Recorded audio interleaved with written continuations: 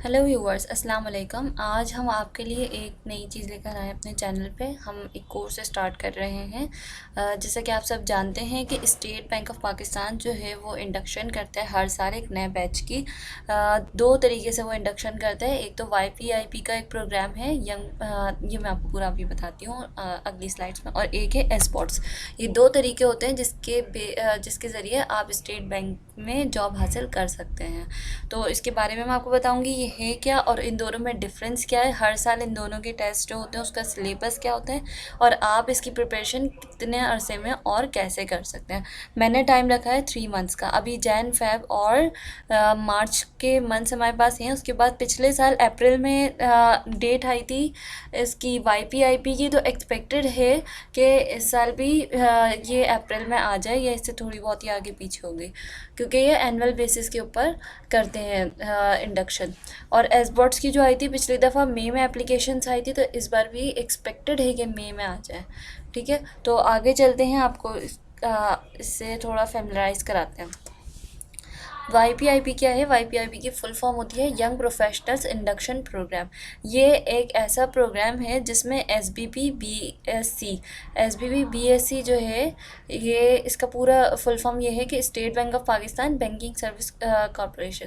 तो ये एक सब्सिडरी है स्टेट बैंक की, यानी कि स्टेट बैंकिंग सिस्टर कंपनी है जो बैंकिंग सर्विसेज प्रोवाइड करती है।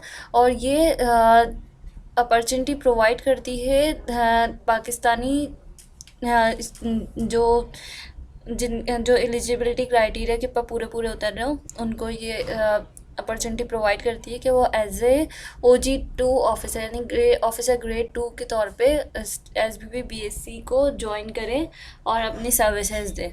इसके लिए क्वालिफ़िकेशन चाहिए होती है। आपने 16 ईयर एजुकेशन कंप्लीट करनी है। किस किस के अंदर कर सकते हैं? कोई भी कॉमर्स से रिलेटेड सब्जेक्ट जो आपको स्क्रीन पे भी शो हो रहे हैं।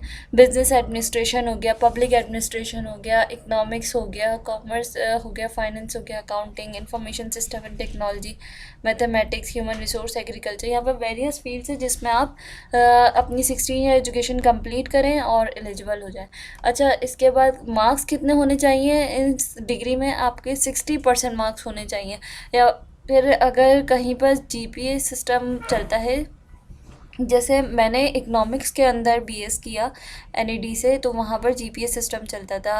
And I am the gold medallist of NED university.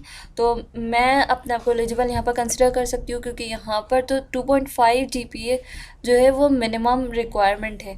और अगर आप देखें तो 3.5 ये तो बहुत ईजीली आ जाती है एवरेज और बिलो एवरेज स्टूडेंट्स की भी। तो इसका क्राइटेरिया कोई इतना मुश्किल नहीं है कि आपको बहुत ही ज़्यादा हाईली क्वालिफाइड होना पड़ेगा। जो 16 ईयर एजुकेशन चाहिए और वो भी एक एवरेज ग्रेड हो आपका तो चल जाएगा। अच्छा, अब एज के ऊपर आ जाते हैं। तो एज का ये हिसाब किताब है कि मैक्सिमम 26 ईयर्स होनी चाहिए। 26 ईयर्स से ज़्यादा आपकी एज हो तो आप एलिजिबल नहीं होंगे। कुछ सर्टेन कंडीशंस हैं जिसमें आपको एज रिलैक्सेशन मिल जाती है, कि जैसे यहाँ लिखा है कि age limit will be relax by 3 years for candidates for FATA, Gilgit Baltistan, Balochistan and Azad Jammu Kashmir. ये चंद इलाके हैं जिनको ये कहा गया है कि आपको 3 ईयर की एज रिलैक्सेशन मिल सकती है। अच्छा, उसके अलावा 5 ईयर की एज रिलैक्सेशन भी मिलती है। कुछ लोग वो कौन होते हैं? जो स्टेट बैंक के एग्जिस्टिंग एम्प्लॉयज़ होते हैं, जो पहले से वहीं पर काम कर रहे होते हैं। आगे चलते हैं। ड्यूरिंग अच्छा, कंपनसेशन एंड बेनिफिट्स। कंपनसेशन और बेनिफिट्स के अंदर आपकी सैलरी वगैरह को हम डिस्कस करते हैं कि जो YPIP का प्रोग्राम है, अगर आप YPIP के थ्रू इंडक्ट होते हैं तो उसमें क्या होगा कि आपको 41,000 जो है स्टिपेंड मिलेगा ड्यूरिंग ट्रेनिंग। ठीक है, आपकी एक थियोरेटिकल ट्रेनिंग होगी जिसमें आपको रेजिडेंसी प्रोवाइड की जाएगी और बोर्डिंग एंड लॉजिंग आपका फ्री होगा, फ्री ऑफ कॉस्ट होगा। और आप वहाँ पर रहेंगे इस्लामाबाद में, और इस्लामाबाद में रहते हुए आप इसकी 3 मंथ्स की, मतलब कि 12 वीक्स की आप ट्रेनिंग लेंगे। सही है, और इसमें आपको मेडिकल फैसिलिटी भी प्रोवाइड की जाएगी। अच्छा, फिर जब ये ट्रेनिंग कंप्लीट हो जाती है और आपका appointment as a OG2 officer हो जाता है, तो उसके बाद आपको जो मोनेटाइज सैलरी मिलेगी वो 82,000 की मिलेगी। उसके अलावा आपको मोबाइल फ़ोन का अलाउंस भी मिलेगा, टेलीफोन अलाउंस मिलेगा, मेडिकल फैसिलिटी मिलेगी। पहले आपको सिर्फ अपने लिए मिली थी, अब आपका जितना आपके ऊपर डिपेंडेंट्स हैं उनकी भी मिल जाएगी। उसके अलावा फ्री OPD सर्विस होगी और फार्मेसी होगी। और जो हमने यहाँ मेंशन की हुई ये सारी चीज़ें स्टेट बैंक की वेबसाइट से ही ली गई हैं और जो एडवर्टाइजमेंट दे दें उसी से ली हुई हैं। तो ये सारी चीज़ें स्टेट बैंक कहता है कि वो आपको देगा। अच्छा, इसके अलावा कुछ टर्मिनल बेनिफिट्स भी हैं जो कि स्टेट बैंक अपने एम्प्लॉयज़ को देता है। SBB BSc offers a comprehensive terminal benefits plan for officer selected under YPIP upon separation from SBB BSc a lump sum including new contributory provident fund and new gratuity fund will become payable to the departing officer based on eligibility as per bank's rule। अच्छा, terminate benefits ये हैं कि SBB BSc जो है जो as a subsidiary work करिए तो as a subsidiary वो एक क्या बेनिफिट देगी आपको कि आपका जो है प्रोविडेंट फंड और ग्रेजुटी फंड के अंदर भी कंट्रीब्यूट करेगी। जब आप छोड़ रहे होंगे बैंक के रूल्स के हिसाब से आपको वो पे करेगी। आगे चलते हैं। ये तो हमने समझ लिया कि आपको मिलेगा क्या और ये है क्या चीज़। अब ये समझते हैं कि इसके अंदर सिलेक्शन कैसे होती है। तो सबसे पहले तो जॉब एडवर्टाइजमेंट होती है। जॉब एडवर्टाइजमेंट YPIP की एक्सपेक्टेड होती है कि मार्च अप्रैल में आ जाएगी, ठीक है। और एसबॉट्स की होती है कि वो आती है पिछली बार मई में आई थी उसकी एप्लीकेशन, अब इस बार भी ऐसे ही आ जाएगी। 2020 में मई में थी। चलें, और फिर ये वाली जॉब एडवर्टाइजमेंट आई, आपने ऑनलाइन एप्लीकेशन सबमिट कर दी। जब आपने अपनी ऑनलाइन एप्लीकेशन सबमिट कर दी है तो आप जो है क्या कहते हैं इसको सबमिट इस तरीके से करते हैं कि आपको पूरा मेंशन किया हुआ होता है कि इस एड्रेस के ऊपर आपने फला फला चीज़ें भेज देनी है।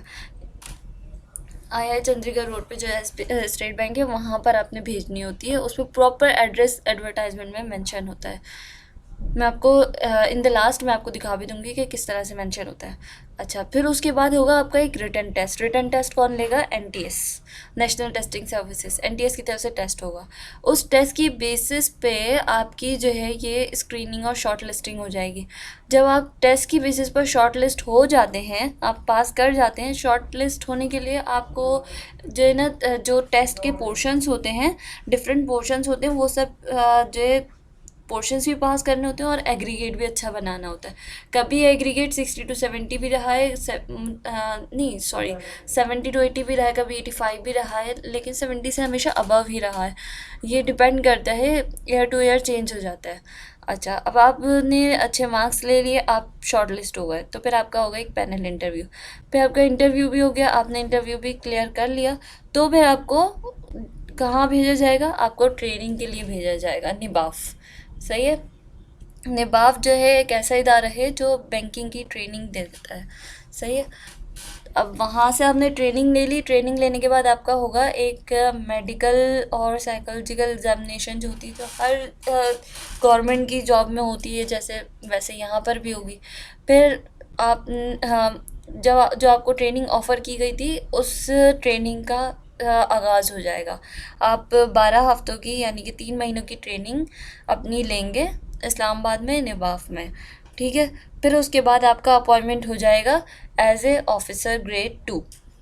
फिर आपने जॉइनिंग फॉर्मेलिटीज़ जो भी होंगी वो पूरी की और आप आ गए SBB BSc में, ठीक है। ये सिलेक्शन साइकिल मैंने आपको बता दिया। अब आते हैं एप्लीकेशन प्रोसीजर के ऊपर। एप्लीकेशन कैसे प्रोसेस करनी, मैंने आपको बताया जॉब एडवर्टाइजमेंट जब आती है उसके बाद आप एप्लीकेशन प्रोसीजर अपने स्टार्ट करते हैं। सबसे पहले तो जाना है आपने register yourself at testing agencies website, NTS की वेबसाइट पर जाना है, अपने आप को रजिस्टर करना है। फिर वहाँ से प्रिंट लेना है ऑनलाइन एप्लीकेशन फॉर्म का और डिपॉजिट स्लिप का। Take print out of duly filled in application form along with the deposit slip. आपको एक स्लिप जनरेट कर देगा वो, और उसके अलावा एप्लीकेशन फॉर्म होगा जो आपने फिल किया होगा, उसका आपने प्रिंट ले लेना है। उसके बाद आपने deposit test fee of 300 rupees through printed deposit slip at any designated branch of ABL, HBL, MCB, MBL against the testing services to be provided by NTS। अच्छा, आपने 300 रुपये जो हैं वो जमा करा देने हैं उसी डिपॉजिट स्लिप पे जो आपने प्रिंट की थी ना, उसके अगेंस्ट आपने 300 रुपीज़ का अमाउंट जो है वो जमा कराना है किसी भी बैंक में जो मेंशन किए हुए हैं। जैसे कि यहाँ पर अलाइड बैंक है, HBL है, MCB है, इनमें से किसी भी बैंक में आप जाके पैसे जमा करवा दें अपने। अच्छा, यहाँ मैं आपको ये बताती चलूँ कि ये जो नेशनल टेस्टिंग सर्विसेज है NTS है, ये 600 लेते हैं टेस्ट लेने के, लेकिन यहाँ पर स्टेट बैंक के टेस्ट के 300 इसलिए है क्योंकि 50% जो है वो स्टेट बैंक पे करता है आपके बिहाफ पर। आगे चलते हैं। अब नेक्स्ट पॉइंट ये है कि send application form along with the original NTS copy of deposit slip to senior joint director talent resourcing division, human resource management department. ये पूरा एड्रेस लिखा है कि आपने अपना एप्लीकेशन फॉर्म और ओरिजिनल NTS की कॉपी जो है डिपॉजिट स्लिप की, वो आपने कहाँ भेजना है, सीनियर जॉइंट डायरेक्टर को भेजनी है। उसका पूरा एड्रेस यहाँ पर मेंशन है। आप जब पोस्ट करेंगे तो आप ये पूरा एड्रेस मेंशन करेंगे यहाँ से। ये सीनियर जॉइंट से लेकर यहाँ तक II चंडीगढ़ रोड तक, ठीक है।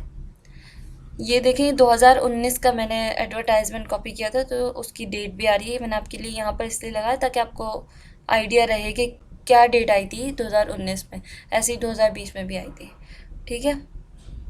और उसके ऊपर आपने जो आप एनवेलप भेज रहे होंगे जिसमें डॉक्यूमेंट होंगे, आपने वो पोजीशन भी लिख देनी है जिसके लिए आप अप्लाई कर रहे हैं। आगे चलते हैं। Eligible candidates are sent admit cards by NTS at their postal addresses to appear in the written test to be held as designated test centres. Different test centres बनाए जाते हैं जहाँ पर टेस्ट लेता है NTS। तो आपका जो एडमिट कार्ड होता है वो NTS आपके पोस्टल एड्रेस के ऊपर सेंड कर देता है, जिसमें आपको बताया जाता है कि आपका डिजिग्नेटेड सेंटर कौन सा और कहाँ आपने कितने बजे पहुँचना है। फिर उसके बाद क्या होता है, जब टेस्ट सेंटर पर पहुंच जाते हैं, टेस्ट दे देते हैं, तो फिर उसका रिज़ल्ट आना होता है।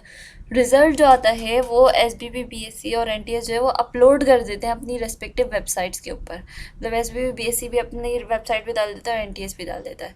तो जो एलिजिबल कैंडिडेट्स होते हैं, जो only eligible applicants are informed of their status as the process moves along। तो जो टेस्ट पास कर चुके होते हैं और जो आगे के लिए एलिजिबल होते हैं, मतलब इंटरव्यू और ट्रेनिंग वगैरह के लिए, तो उनका जो प्रोसेस चलता जाता है सिर्फ उन्हीं को मालूमात पहुंचती रहती है। चलें भाई, ये तो हमने YPIP समझा जितना था। अब हम SBOTS पर आ जाते हैं। SBOTS क्या है? State bank officer training scheme. State bank officer training scheme ये एक ऐसा प्रोग्राम है जिसमें आपको स्टेट बैंक एक अपॉर्चुनिटी प्रोवाइड करता है कि आप आएँ, अपना टेस्ट दें और अपनी सर्विसेज दें स्टेट बैंक को।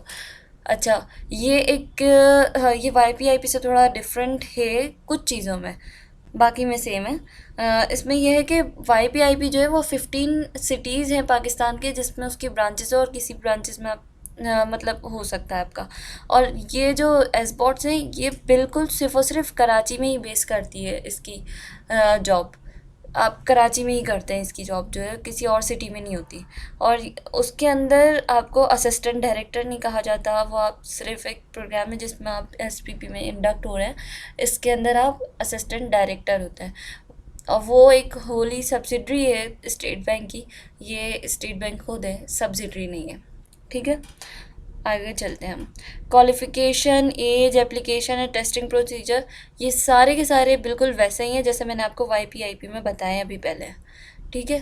फिर उसके बाद आता है प्री इंडक्शन ट्रेनिंग। अच्छा, जब आपने सारी की सारी फॉर्मेलिटीज़ को पूरा कर लिया, आपका जो मेडिकल और साइकोलॉजिकल एग्जामिनेशन है वो भी हो गई, जो हमने अभी साइकिल देखा था सिलेक्शन साइकिल का, उसमें ये सब कुछ हो गया है। तो उसके बाद क्या होता है, जो सिलेक्टेड कैंडिडेट्स होते हैं ना, वहाँ पर क्या था YPIP में एक थियोरेटिकल रेजिडेंशियल ट्रेनिंग थी, यहाँ पर भी अप्लाइड फोकस थियोरेटिकल ट्रेनिंग है, ठीक है। कौन सी ट्रेनिंग है? Applied focus theoretical training. और वहाँ पर कौन सी थी? वहाँ पर जस्ट थियोरेटिकल ट्रेनिंग थी, ठीक है।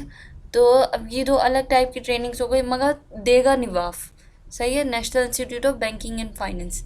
ये भी ट्रेनिंग निभाव कराएगा, वो भी ट्रेनिंग निभाव कराएगा। दोनों ट्रेनिंग्स होंगी इस्लामाबाद में। और YPIP का मेंशन किया हुआ होता है कि वो 12 वीक्स की ट्रेनिंग है। और इसका एसबॉट्स का कुछ लोग कहते हैं कि 7 मंथ्स की होती है और कुछ कहते हैं 3 मंथ्स की होती है। तो ये डिपेंड करता है कितने मंथ्स की होती है, लेकिन ट्रेनिंग होती है जैसे YPIP में हो रही है। अच्छा, इसके अंदर भी सैलरी 82,000 है जैसे YPIP में थी आपकी अपॉइंटमेंट के बाद। और मेडिकल फैसिलिटी है बैंक के रूल्स के हिसाब से, और कंपनसेशन और बेनिफिट्स वगैरह सारी चीज़ें, पर्क्स एंड प्रिविलेजेस सेम ही होता है। दोनों का डिफरेंस देख लेते हैं। YPIP जो है वो 15 और 16 ब्रांचेस जो है उसके अंदर आपकी इंडक्शन हो सकती है। मुल्क के 15 से 16 शहर ऐसे होते हैं जिसके अंदर SBP BSc की ब्रांचेस होती हैं, तो आप किसी भी ब्रांच में जा सकते हैं। लेकिन अगर आप एसबॉट्स के ज़रिए इंडक्ट हो रहे हैं तो आप सिर्फ कराची में ही रहेंगे। अच्छा, अगर हम प्रमोशन की बात करें तो जिन लोगों से मैंने इंटरव्यू किया और जिन लोगों से मैंने थोड़ी सी मालूमात ली, तो उनके हिसाब से ये है कि जो SBP BSc है ना, उसके अंदर आपको प्रमोशन रिलेटिवली एसबॉट्स के मुकाबले में आपको थोड़ी जल्दी मिल सकती हैं। अच्छा, पर्क्स एंड प्रिविलेजेस है, हमने अभी भी देखा 82,000 जो है YPIP की थी, 82,000 ही एसबॉट्स की थी, तो दोनों में सेम होती है। आगे करियर ग्रोथ के बारे में अगर हम बात करें तो SBP का जो इन्वायरमेंट है, मतलब एसबॉट्स वालों के लिए जो इन्वायरमेंट है जॉब का, वो ज़्यादा लर्निंग ओरिएंटेड है। लेकिन जो BSc वाला है वो थोड़ा क्लरिकल वर्क है उसके अंदर। अब फिर उसके बाद आते हैं नॉन मॉनेटरी बेनिफिट्स के ऊपर। नॉन मॉनेटरी बेनिफिट्स के अंदर आपके पास लोन्स वगैरह आ जाते हैं, आपको लोन्स जो प्रोवाइड किए जाएँ, अलाउंसेस दिए जाएँ, और अलाउंसेस तो नहीं, आई गेस लोन्स ही होंगे, और प्रोविडेंट फंड हो गया, ग्रेजुएटी फंड हो गया, तो सब सेम होते हैं। ठीक है, फिर आगे आ जाते हैं प्रेस्टीज। प्रेस्टीज मैंने एसबॉट्स इसलिए लिखा है कि YPIP के थ्रू जो आपका इंडक्शन हो रही है उसमें आपको कोई डायरेक्टर वगैरह नहीं कहा जा रहा। और बहुत से लोग कहते हैं कि एसबॉट्स वालों की प्रेस्टीज थोड़ी ज़्यादा है, असिस्टेंट डायरेक्टर होते हैं वो। आगे चलते हैं टेन्यूर ऑफ बॉन्ड, बराबर ही है, कोई अलग नहीं है। जॉब की नेचर जैसे अभी बताया है आपको, करियर ग्रोथ के मामले में तो YPIP में क्लरिकल वर्क है, और एसबॉट्स के अंदर जो है इंस्पेक्शन होती है, रेगुलेशन होती है, फॉर्मुलेशन होती है, मॉनेटरी पॉलिसी से रिलेटेड काम होता है। क्योंकि बेसिकली जो ही डिपेंड करता है किस पे, डिपार्टमेंट के ऊपर, कि आपको कौन से डिपार्टमेंट के अंदर इंडक्ट किया जा रहा है। अब आ जाते हैं हम सिलेबस के ऊपर कि तैयारी कैसे करें जब इतनी अच्छी अपॉर्चुनिटी हमने हासिल करनी है। तो टेस्ट का मैं अभी आपको सैम्पल पेपर दिखाऊंगी, वो सैम्पल पेपर आप देखेंगे तो आपको आइडिया हो जाएगा। और लेकिन उससे पहले आप सिलेबस समझ लेंगे तो आपको ज़्यादा अच्छा आइडिया हो जाएगा। तो एक इंग्लिश का पोर्शन आता है, इंग्लिश के पोर्शन में MCQs होते हैं। उन MCQs से वो MCQs किस चीज़ से रिलेटेड होते हैं, वो होते हैं सेंटेंस कंप्लीशन के ऊपर, जिससे ब्लैंक्स हो जाती हैं कुछ, लेकिन आपको ऑप्शन दिए होते हैं, MCQs होते हैं। सिनोनिम्स आ जाते हैं, एंटोनिम्स आ जाते हैं, एनालॉजी टेस्ट आ जाते हैं, रिप्लेसमेंट आ जाती है वर्ड्स की या फ्रेजेस की, और वन वर्ड सब्स्टिट्यूशन का कुछ आ जाता है, ईडियम्स आ जाते हैं। ठीक है, इस तरीके की ग्रामेटिकल चीज़ें इंग्लिश के सेक्शन के अंदर आती हैं। फिर आते हैं मैथमेटिक्स के ऊपर। मैथमेटिक्स के अंदर बेसिक मैथ्स के क्वेश्चंस होते हैं, वो मैथमेटिकल क्वेश्चन जो आपने अपने मैट्रिक तक पढ़े हों। अगर आपको मैट्रिक तक की मैथ्स बहुत अच्छी आती है तो आप इसमें 100% मार्क्स ले सकते हैं। फिर उसके बाद आते हैं हम जनरल नॉलेज के ऊपर। जनरल नॉलेज के अंदर जो हालात चल रहे होते हैं, मतलब जैसे बेसिक जनरल नॉलेज जो होती है उससे थोड़ा डिफरेंट होता है। आपसे कुछ अलग टाइप के क्वेश्चंस भी किए जा सकते हैं, वो क्वेश्चन की टाइप मैं आपको भी दिखाऊंगी सैम्पल टेस्ट पेपर के अंदर। ठीक है, तो आपको आइडिया होगा। पाकिस्तान अफेयर से रिलेटेड भी बहुत सारे क्वेश्चंस आ सकते हैं, जैसे कि क्रिकेट से रिलेटेड आ सकते हैं कि फ़ला क्रिकेटर ने फ़ला मैच में क्या स्कोर किया था। करंट अफेयर से रिलेटेड आ सकते हैं, जैसे अगर कोई ऑर्गेनाइजेशन है, जैसे WHO की कोई मीटिंग होती है तो कौन सा कंट्री है जिसने कहा कि हम मीटिंग में शामिल नहीं होंगे और किस डेट को मीटिंग हुई थी। इस तरीके के सवालात आ सकते हैं करंट अफेयर्स में, लेकिन होंगे सब के सब MCQs। अच्छा, उसके बाद आ जाते हैं हम न्यूज़पेपर के ऊपर। न्यूज़पेपर इज़ मस्ट, ये मैंने इसलिए लिखा है क्योंकि न्यूज़पेपर के अंदर आपको जो कुछ इन्फॉर्मेशन मिलती है वो बिल्कुल ऑथेंटिक होती है, करंट होती है, और न्यूज़पेपर पढ़ने वालों का मुकाबला ना पढ़ने वालों से हो ही नहीं सकता, क्योंकि उन्हें जब इतनी इन्फॉर्मेशन मिलती रहती है तो वो मेमोराइज़ भी अच्छी कर लेते हैं। इसलिए वो टेस्ट आसानी से क्लियर कर सकता है। Next, preparation plan. अभी आपके पास 3 महीने हैं। आज है 24 दिसंबर, ठीक है।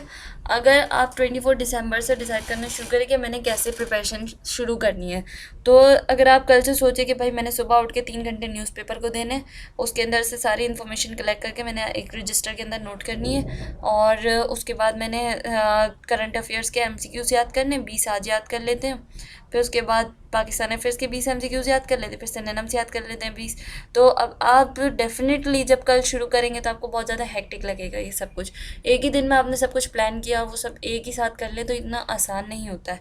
तो अब आपको चाहिए कि आप अभी 24 दिसंबर है ना, आप 25 से स्टार्ट करें, न्यूज़पेपर पढ़ें, थोड़े MCQs याद करें, करंट अफेयर्स के थोड़े बेसिक फैक्ट्स याद करें पाकिस्तान से रिलेटेड, और थोड़ी इंग्लिश ग्रामर आप जो है अपनी स्टार्ट कर दें, ठीक है। इससे क्या होगा, 6 दिनों में ये हो जाएगा, 6-7 दिनों में, कि आप थोड़ा सा जो है इसके आदी होने लगेंगे कि चलो आपको पढ़ना आता जाएगा न्यूज़पेपर भी, कि न्यूज़पेपर में कौन सी चीज़ें हैं जो मैं पढूं, कौन सी चीज़ें हैं जो मैं बस छोड़ दूं।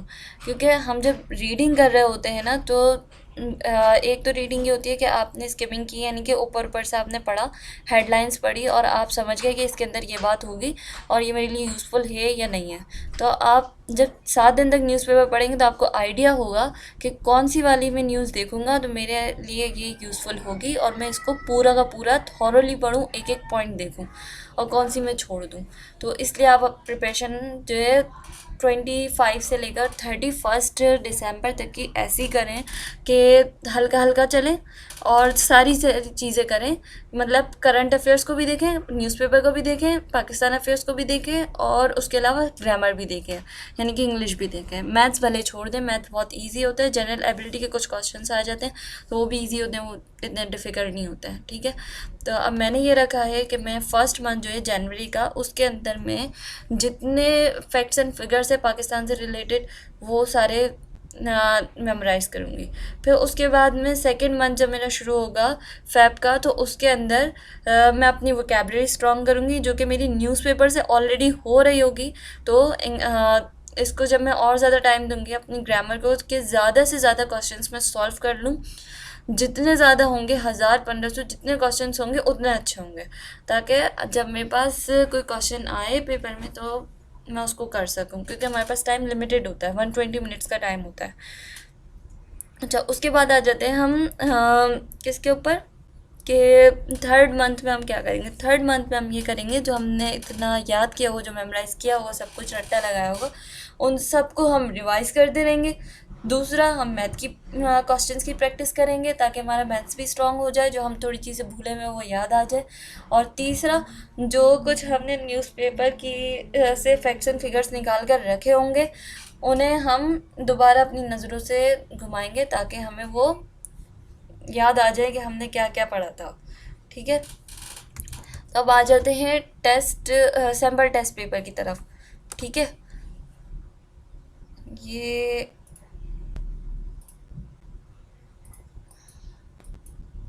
ये आ गया सैम्पल टेस्ट पेपर, ठीक है। State bank of Pakistan banking service corporation, ये YPIP का टेस्ट पेपर है, और SBOTS का भी ऐसा ही होता है, ठीक है। ये इंग्लिश कंपोजिशन, आपको ये 2 पैराग्राफ दे दिए, और इसके अंदर कह रहे हैं कि इस पैसेज को रीड करें और उसके बाद क्वेश्चन नंबर 1 और क्वेश्चन नंबर 2 का आंसर दें, जो इसके अंदर इंफॉर्मेशन प्रोवाइड की गई है उसके अकॉर्डिंग, ठीक है। जैसा कि मैंने आपको बताया कि ये जो होता है MCQs बेस होता है। देखिए, अब इसमें पूछ रहे हैं which of the following assures more prevention of ATM frauds. अब इसके अंदर हमारे पास जो पूरा पैसेज हम जब पढ़ेंगे तो हमें आंसर पता लगेगा कि इसके अकॉर्डिंगली कौन सा ऐसा मेथड है जो कि ATM के फ्रॉड्स को ख़त्म कर सकता है। तो उसमें बायोमेट्रिक वेरिफिकेशन हमें सूटेबल आंसर लगा। अच्छा, फिर क्वेश्चन नंबर 2 पे आते हैं, which of the following is not a biometric feature. अब ये वाली जो मालूमाती है, बायोमेट्रिक वेरिफिकेशन सबसे ज़्यादा हेल्पफुल मेथड है प्रिवेंशन के लिए फ्रॉड के। तो ये कैसे हमें पता लगा, हमें ऊपर वाला पैसेज पढ़ के पता लगा है, वहाँ से हमने रीड किया, यहाँ से हमने ऑप्शन सेलेक्ट किया इन दोनों के, ठीक है। फिर आ जाते हैं, जैसे मैंने आपको इंग्लिश का बताया था कि सिनोनिम्स एंटोनिम्स होते हैं, तो सिनोनिम आपसे पूछ लिया समचर्स का, सिनोनिम क्या है, तो आपके पास 3 ऑप्शन दिए हुए हैं।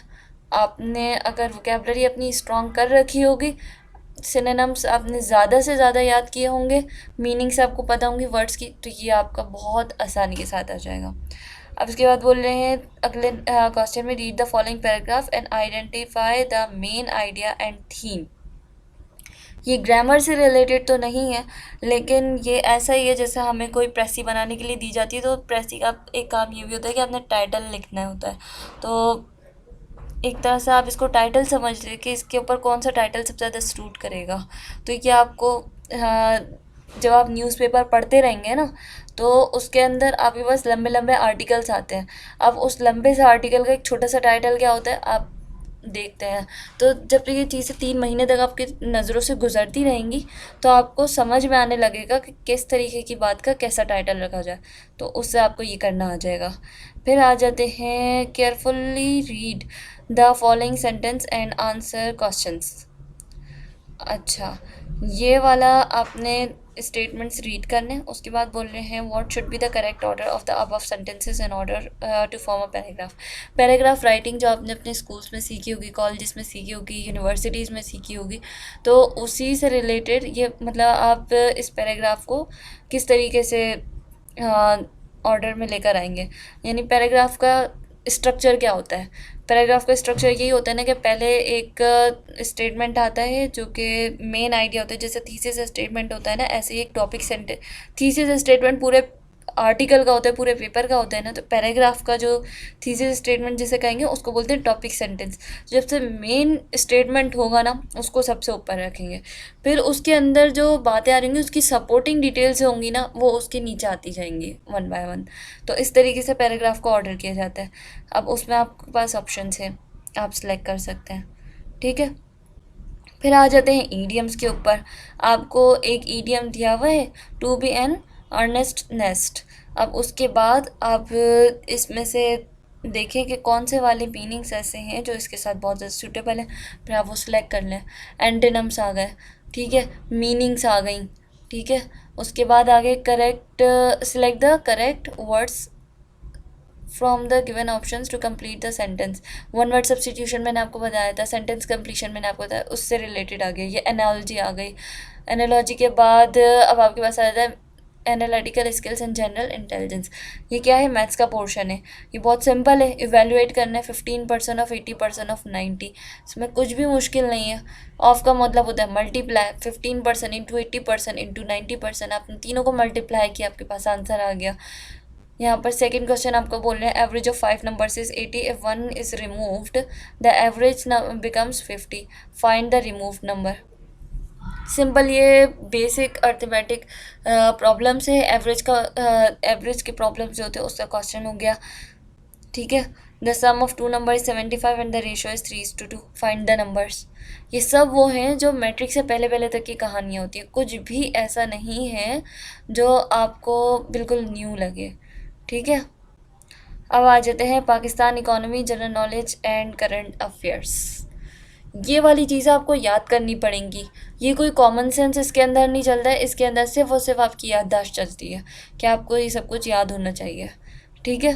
अब the most number of wickets in one day international are 534 and are taken by. इसके अंदर कोई कॉमन सेंस नहीं है, इसके अंदर कोई जो है साइंस नहीं है कि आपको किसी तरीके से किसी फॉर्मूले के थ्रू पता लग जाए कि आपको याद होना चाहिए कि कौन था वो जिसने 534 बनाए थे, सही है। इसी तरीके से ये यहाँ पर हमारा टेस्ट पेपर एंड हो जाता है। ये आप देख लें, ये सबसे मेन पार्ट जो मुझे लगता है, जो मुझे डिफ़िकल्ट पार्ट लगता है, वो मुझे ये वाला पार्ट लगता है, क्योंकि इसके अंदर जो आपके पास MCQs आ रहे हैं वो आपके रोज़मर्रा के मामलात में सिर्फ न्यूज़पेपर में आपको मिलते हैं। अगर आप न्यूज़पेपर पढ़ेंगे, अगर आप बेसिक फैक्ट्स एंड फिगर्स याद रखेंगे और उसके अलावा आप जनरल नॉलेज के भी क्वेश्चंस याद करते जाएंगे, तो ही आपका ये पोर्शन हो जाएगा, ठीक है। मैं आपको एक बुक दिखा देती हूँ, ठीक है। मेरे पास नोट्स है, बल्कि बुक नहीं है। तो ये नोट्स ऐसे हैं जो मैंने डिफरेंट वेबसाइट से ढूंढ कर इनको इकट्ठा किया है, और सारे ही नोट्स इसके अंदर तकरीबन हैं जो आप देख रहे हैं, ठीक है। अच्छा, टेस्ट के बारे में मैं आपको थोड़ा सा बता दूँ। OG1 और OG2 के बाद का जो टेस्ट होता है उसका कितने MCQs होते हैं? टोटल 100 MCQs होते हैं। सही है। 40 हो गए इंग्लिश के, 30 हो गए मैथ्स के, और 30 हो गए जनरल नॉलेज के। इस तरीके से 100 हो जाते हैं, या फिर हाँ आगे पीछे भी हो जाते हैं। 30 इंग्लिश के और 30 जनरल नॉलेज के हो गए, 40 मैथ्स के हो गए। इस तरीके से मतलब 100 हो जाते हैं सबके मिला के। लेकिन आपने हर पोर्शन को, इंग्लिश हो, मैथ्स हो या जनरल नॉलेज हो, तीनों को पास करना होता है। उन तीनों को पास करने के बाद जो आपका एग्रीगेट बनता है, जो तीनों पोर्शन का सम बनता है मार्क्स का, अगर वो आप 70 या 80 से ऊपर लाते हैं तो आप उम्मीद रख सकते हैं। ठीक है। अब आ जाते हैं टाइम पर। तो टाइम मिलता है 120 मिनट्स का। सारे MCQs होते हैं, कोई भी डिटेल क्वेश्चन नहीं होता, कोई भी शॉर्ट आंसर क्वेश्चन नहीं होता, नेगेटिव मार्किंग कोई नहीं होती है। ठीक है। ये देखिए यहाँ पर क्राइटेरिया दिया हुआ भी। इंग्लिश के 40 क्वेश्चन आएंगे, मैथ्स से 30 क्वेश्चन, सॉरी 40 मार्क्स का पेपर इंग्लिश से आएगा, 30 मार्क्स का पेपर मैथ्स साइड से आएगा, और जनरल नॉलेज से 30 मार्क्स का। ठीक है। तो आपने अपने इंग्लिश बहुत स्ट्रॉन्ग करना है इसके अकॉर्डिंग तो। सही है। उसके बाद आ जाते हैं, ये देखिए, you must pass all 3 section separately along with passing the test. The passing percentage of each question and aggregate total passing percentage is decided on the merit of every batch। तो ये 70 to 80 का आप अपना रखें target कि आपने करने हैं। उसके बाद सिलेबस मैंने आपको जो बताया उसी से रिलेटेड मेरे पास जो है नोट्स है कि जनरल नॉलेज अगर आपने पाकिस्तान की करनी है तो उसमें longest, smallest, highest, first, largest Pakistan, मतलब बता रहे हैं कि इसमें काफ़ी सारे MCQs ऐसे दिए हुए हैं कि जिसके अंदर बताया गया पाकिस्तान की लॉन्गेस्ट रूट कौन सी है, पाकिस्तान की हाईएस्ट माउंटेन कौन सी है, स्मॉलेस्ट रिवर कौन सा है। इस तरीके की सारे फैक्ट्स एंड फिगर्स होंगे। और आ जाते हैं करंट अफेयर्स के ऊपर। तो मेजर ये पुराना वाला वर्जन है, मेरे पास एक नया वाला भी जो 2020 का है। तो अगर आप चाहें तो मैं आपके साथ शेयर कर सकती हूँ। और मैथ्स के सारे के सारे प्रॉब्लम्स उसके अंदर मौजूद होंगे। इंग्लिश के पूरा पोर्शन आपके पास होगा, और उसके अलावा आपके पास बेशुमार MCQs होंगे। ये देखें, ये पहले तो इसके अंदर ये भी बताया जा रहा है कि आपने एंटोनिम्स को कैसे पहचानना है। ये आप रीड करेंगे तो आपको बहुत ही सिंपल वे में आप एंटोनिम्स को याद करना आपके लिए आसान हो जाएगा। ठीक है। ट्रिक्स दी हुई हैं। सही है। ट्रिक्स कैसे अप्लाई होंगी ग्रामर पोर्शन के ऊपर, कैसे आप एंटोनिम्स याद रख सकते हैं। Antonym of enormous is tiny. ठीक है। ये बेशुमार MCQs हैं। ये कितने पेजेस हैं? ये 986 पेजेस हैं। इसके अंदर बहुत सारी डिफरेंट इंफॉर्मेशन भी है। ये ऐसी बुक है, ऐसे नोट्स हैं कि आप कोई सा भी कॉम्पिटिटिव एग्ज़ाम देना चाहें तो आप दे सकते हैं। आपके CSS अगर आप दे रहे हैं तो जनरल साइंस एंड एबिलिटी का जो पोर्शन आता है उसमें मैथ्स वाला पोर्शन है, या फिर इंग्लिश एंड प्रेसी वाला जो आपका पेपर आता है 100 मार्क्स का, उसके अंदर जो आपका ग्रामर पोर्शन आता है आपका, वो इससे कवर हो सकता है। 50% पेपर आपका इससे कवर हो जाएगा। ठीक है। और दूसरा, आपने न्यूज़पेपर ज़रूर पढ़ना है। न्यूज़पेपर के बगैर ये समझ लें कि बात नहीं बनेगी। ठीक है। अगर आपको नोट्स वगैरह चाहिए मुझसे तो मैं आपको एक नंबर शेयर कर रही हूँ। मेरा व्हाट्सएप नंबर है 033413402117। इसके ऊपर आप मुझे मैसेज करें, और जो आपको नोट्स चाहिए, मटेरियल चाहिए, मैं आपको प्रोवाइड कर दूँगी। और अगर आपको कुछ इसमें कन्फ्यूजन है आज की हमारी बातचीत में जो मैंने आपको बताया है, तो आप मुझे काइंडली कमेंट बॉक्स में मेंशन कर दें, मैं आपको क्लियर कर दूँगी। Thank you so much. अल्लाह हाफ़िज़।